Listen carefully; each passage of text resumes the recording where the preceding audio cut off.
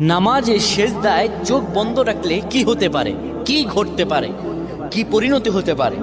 আমরা অনেকেই নামাজের সেজদায় চোখ বন্ধ রাখি। এটি আসলে আমাদের জন্য ভালো না ক্ষতি, এটি আমাদের জানতে হবে। নবী সাল্লাল্লাহু আলাইহি ওয়াসাল্লাম 532 নম্বর হাদিস সহিহ আল বুখারীতে বলেন, শোনো, তোমাদের মধ্যে কেউ যেন সেজদায় তার বাহুদয় যেন কুকুরের মতো না বিছিয়ে দেয়। অর্থাৎ এইভাবে অনেকে আমরা আছি, এইভাবে সেজদা দেই না। আমরা সেজদায় এই যে বাহুদয় আমরা জমিনের মধ্যে লাগিয়ে দেই, রাসূলুল্লাহ স্পষ্টত নিষেধ করেছেন এইভাবে যেন কেউ সেজদা না দেয়।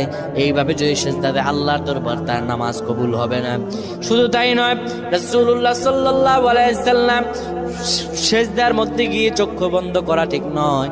যারা চক্ষু বন্ধ করবে হয়তো মনের ভিতরে কোনো ফাহশা থাকলে সেটা দেখা যেতে পারে, কিংবা চক্ষু যদি বন্ধ করে রাখে তার এখানে কি আছে, সেজদার মধ্যে গিয়ে কি দেখতে পায় না দেখতে পায়